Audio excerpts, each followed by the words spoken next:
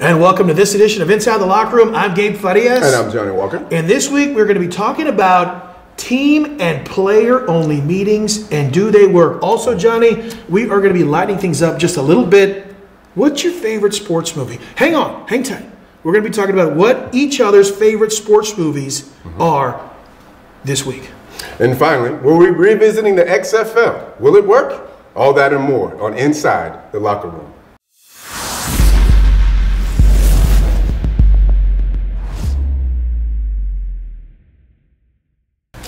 Welcome back to Inside the Locker Room. Johnny, team-only meetings. Yes. Player-only meetings.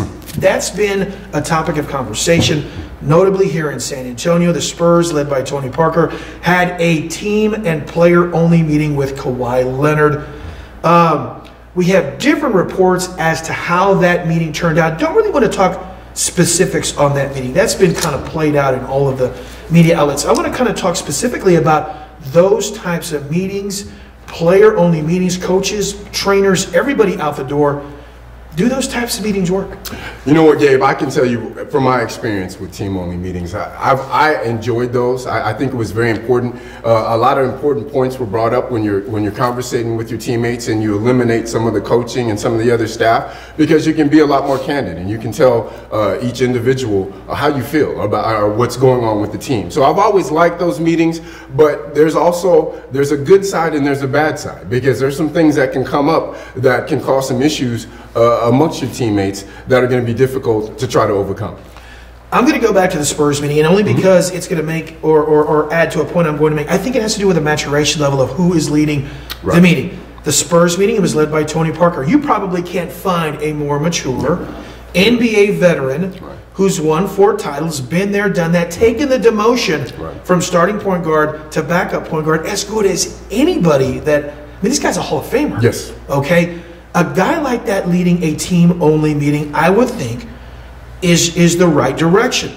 You get somebody who doesn't have that type of maturation level. I've had one team-only meeting, and I was in junior college, and it almost turned into a WWE free-for-all, fight because I believe the level of maturation of those leading the meetings wasn't up to what the meeting needed to be. Do you think it's all about who's leading the meeting? That's very much in play. I think definitely with the San Antonio Spurs and having a leader with the respect that Tony Parker has with the Spurs, that would be an ideal person, or Manu Ginobili, ideal people that would you want to be able to be leading the meeting. A lot of the things also have to do with what's coming up in that meeting. I think that we're making some references to wanting Kawhi Leonard to come back and play, and unfortunately, we don't know what the end result was at. Yeah. But it's something that's addressed, and I do like the fact that they did it in a team-only meeting because it eliminates some of the distractions that coaches may have or input they may have when it comes to that. Because all in all, it's about the team, it's about the players, and that's the reason why you're having a team-only meeting. You bring up a great point because I didn't even think about this kind of direction. That particular meeting was focused on one person. Yes. It was focused on Kawhi and his quad injury and whether or not he should come by. Most team meetings that I've been a part of or I've heard of have focused on winning or losing. Guys, we're not winning. Why are we not winning as a team? I've rarely seen a team meeting, now that I think about it, that's focused on one person. Have you ever seen something like that? Honestly, Gabe, most of the team meetings that we had, regardless of we were saying that it was about team, but it was a way to address particular individuals on interesting. the team and trying to make sure that they got onto the same page. And generally, that's where you talk about where it'd be some knockdown dragouts because some people didn't want to be pointed out. But that was what the team meeting was based on. It was about bringing everybody together, making sure everybody's on the same page, and making sure you iron out any issues that they may be. So that was a great point and a great move by the San Antonio Spurs. I think that was a great meeting, and hopefully we'll see a positive result from that meeting. Do you see that in these types of instances, the culture of the organization kind of dictates the direction of the meeting or of these types of instances? Obviously, there's no hiding the fact that the Spurs have arguably the greatest culture when it comes to how everything is facilitated within that organization. You look at other instances where you've had team meetings. Cleveland Cavaliers, probably not the best team-oriented, holistic culture. Do you think the culture drove this particular meeting, and does culture drive these types of instances? Well, I think culture is what causes you to have a lot of the team meetings. Yeah. Because I think one of the biggest problems we have, especially now with social media being the way that it is now, you have so many other factors that are played into whatever was being said amongst teammates. It's kind of that gotcha media type of thing. So we've kind of addressed Kawhi Leonard. We've talked about it, and we've seen the situation that Popovich got in regard to Kawhi's response, and then of course those being misconstrued and taken in so many different ways. So Spurs said, you know what? Tell you what, we'll eliminate all that. Yeah. We're going to close the door. We're going to all come together as players and teammates, and we're going to get to the bottom of this and try to make sure that we do what's best in the best interest of the San Antonio Spurs. Do they work? Yes and no. Oh, come on, you can't say that. Well, here's the deal. I think that when it comes to addressing what issues are going on between the teammates, it does work in that way. But I also think that it could be the point to where somebody's not on the team anymore. It's like, hey, you know what? We tried to talk. It didn't work out. We see that there's some differences, and it's time for you to go your way, and it's time for us to go our way. So it does work, but it kind of a double-edged sword. I mean, it can be good and it can be bad. The one meeting I had, it kind of resulted in me lying in a fetal position in the corner because I was scared for my life. What's been the craziest end result for a team meeting, a team and player-only meeting that you've had? I don't think there was any crazy results. I think one of the biggest things for me is that when you get an opportunity for your teammates to talk and discuss, you kind of find out what they really feel about you. And I think that was probably more interesting to me in those meetings was, you know, that's how you really feel about me, or that's how you really feel about a certain person. So once you're able to air out those differences and realize that, hey, you know what, ultimately we're all on the same page here. We ultimately want to be champions, or we want to win, or whatever it is that we're trying to establish as a team goal. So I think it's great in the regards that it gets everybody back on the same page. You air out whatever differences you have with a person personally, and then you're able to go out and accomplish the things that you need to accomplish. And isn't it crazy? A team-only, player-only meeting is one of those things. It's one of those kind of facets to sports that doesn't matter if you're dealing with the Spurs or the Texas Longhorns or the Kemper Junior College Yellow Jackets. It's one of those universal things that teams can come together and try and get a good end result. Yes, and hopefully that we get a good end result with this meeting. I've never really heard the Spurs having team-only meetings. No, I've never heard this is definitely a very interesting play in what's going on this season. And I'm hoping that we can definitely get Kawhi Leonard back on board, because we know that he's one of the greatest basketball players in the NBA and for the world for that matter. So we definitely want to do everything we can to make Kawhi happy and make sure that the team comes together and try to get that final push going into the playoffs. Do you like sports movies? I do love sports. Okay, that's wonderful. That's what you call a transition, my friend. We're going to take a break. When we come back, Johnny and I are going to be talking about what are our greatest and favorite sports movies coming up next on Inside the Locker Room.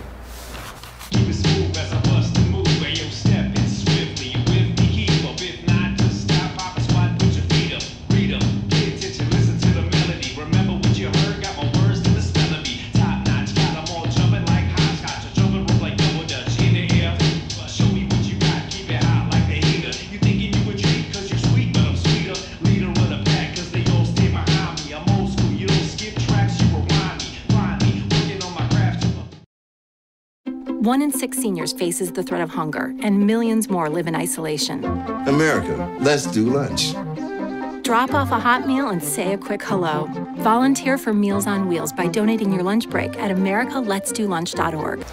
And welcome back to Inside the Locker Room. Gabe Farias and Johnny Walker. Johnny, we're having a little fun, as we did in our last episode. This week we're talking what are our favorite sports movies. We're going to pick a serious movie, and we're going to pick kind of a lighter movie. Okay. Let's start with your serious movie. What is your favorite sports movie that takes a serious tone? Remember the Titans. The Denzel Washington. Yeah, Denzel Washington. I thought he did a great job of playing the character of the coach who we know in history. He was one of the first African-American coaches to coach in a predominantly white school. So I thought it was just a great story. I thought Denzel did a great job as a coach, especially that last speech he gave. So it was just everything that went along with it. I thought it was just inspiring. It was a great movie. Kind of an unfair thing to say. Denzel could play a garbage man. Denzel could do it well. Denzel could play a president and do it fantastic. Well. Yes. A very inspirational movie. What was the favorite part of that thing that really tugged at you? I believe when they first got together.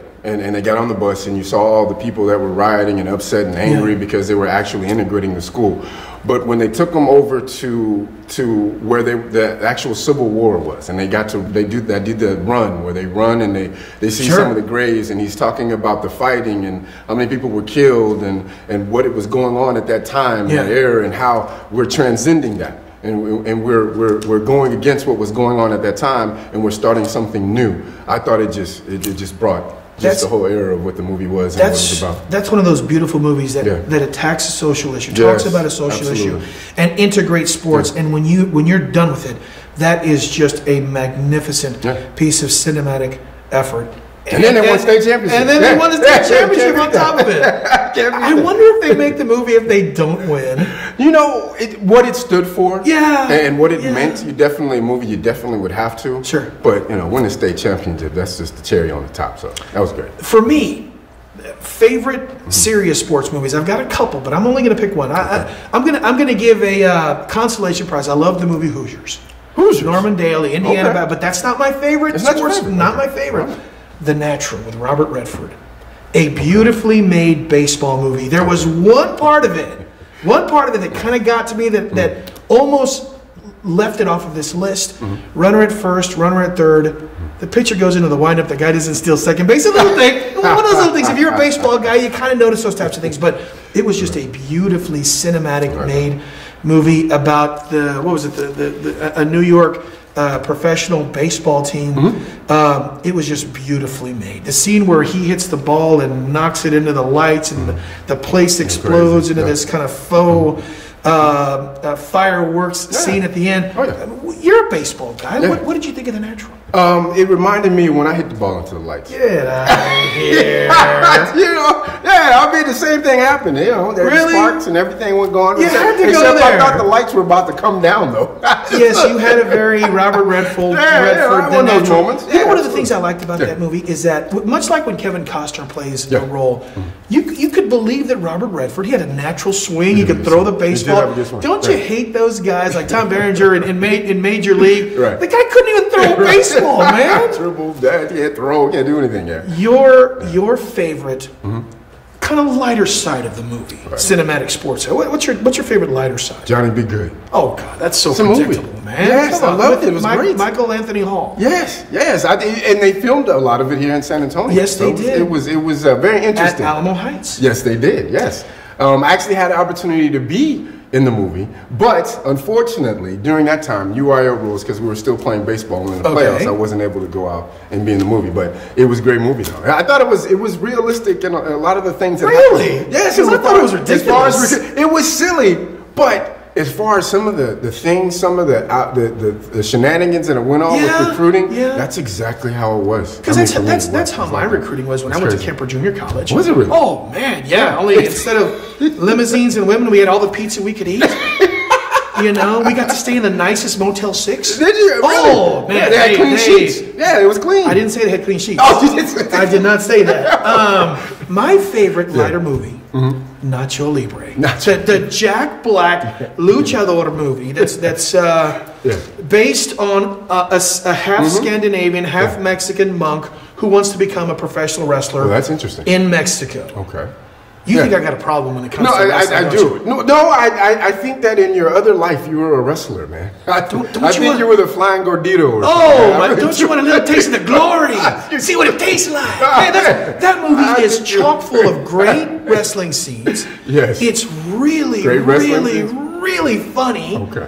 I mean, you come on, man. Have you ever watched Nacho Libre? No, I have not. I've seen scenes, bits and pieces. I couldn't finish the whole movie. Do me a favor. Yeah. I've watched Johnny Be Good about a half a dozen times. Okay. Watch Nacho Libre. You want me to watch it? Okay. All right. And I'm going to picture Gabe in the tights and with the luchador mask and everything. Yes, absolutely. I'm going to do that. Yeah.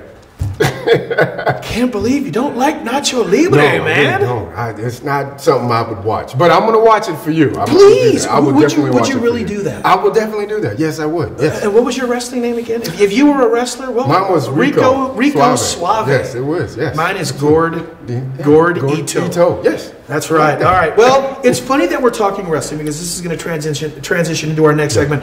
We're going to be revisiting the topic of the XFL and whether or not it is going to work. Some interesting information that you brought on potential teams, potential players, potential caveats that the XFL is going to have for those players coming in. All that and more next on Inside the Locker Room.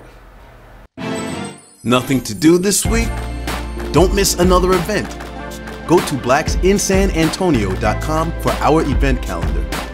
The home of the largest business directory in San Antonio with an African American focus. Sign up today for our weekly e-blast and text message alerts. Help us make this a better community. Connect, empower, grow.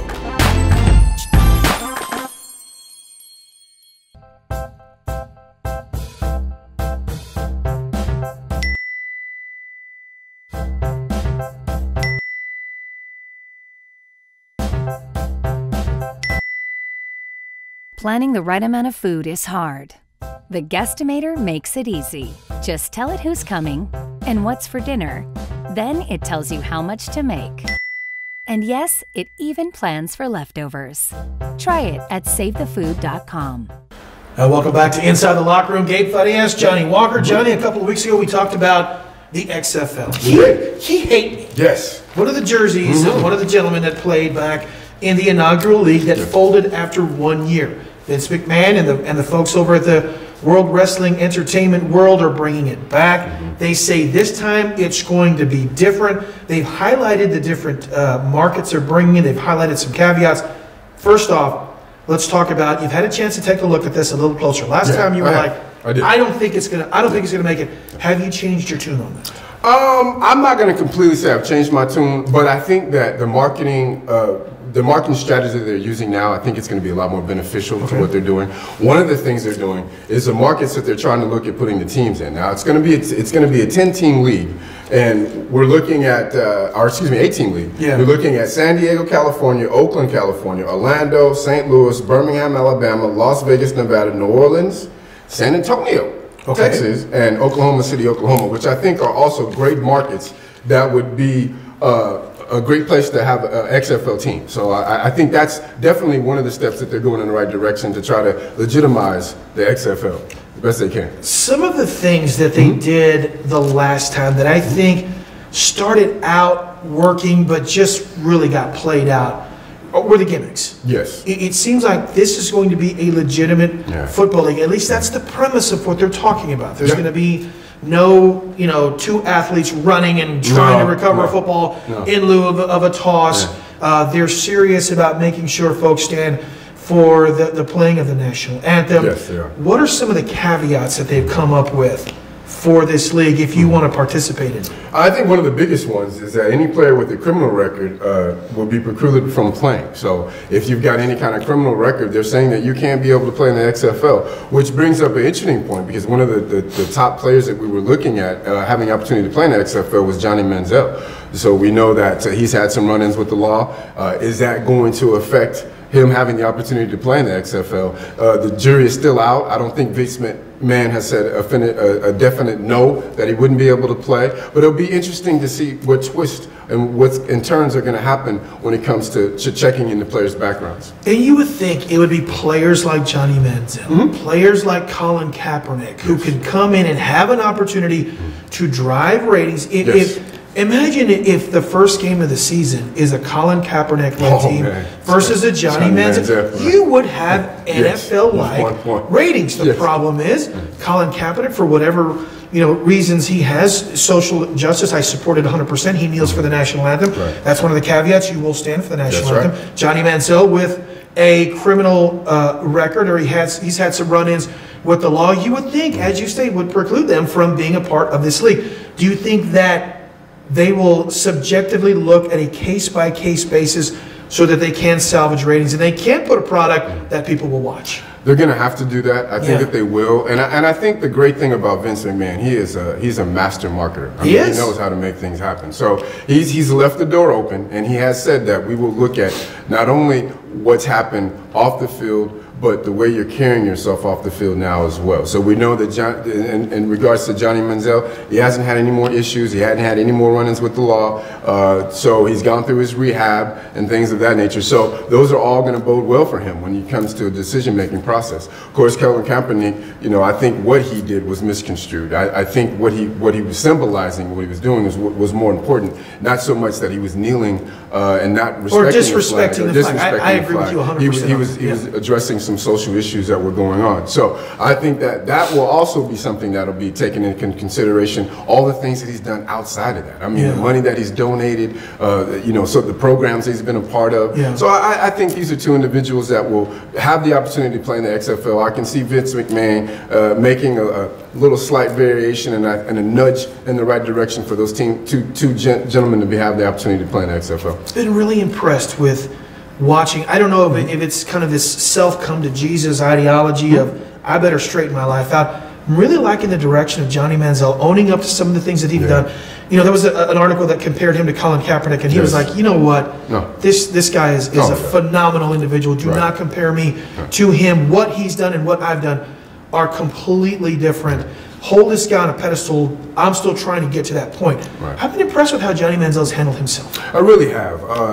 He made a very, very candid statement, and he talked about Colin Kaepernick and the respect that he had for Colin Kaepernick, and for the fact that he was standing up or kneeling for the right cause, the cause of social injustice, and he had tremendous respect for what he's done. He completely feels like so many of us others who feel like Colin Kaepernick has been blackballed for the wrong reasons. Again, it shows the maturation of Johnny Manziel. I think he handled the issue very well. I think the questioning that they were asking him, the way he directed the questioning, and the respect that he gave to Colin Kaepernick, again, just shows me that the young man is going in the right direction. So the fact that we're having this substantive conversation about the XFL, and now you're starting to say, maybe they may be onto something. Again, I'll ask you, do you think that league has a chance?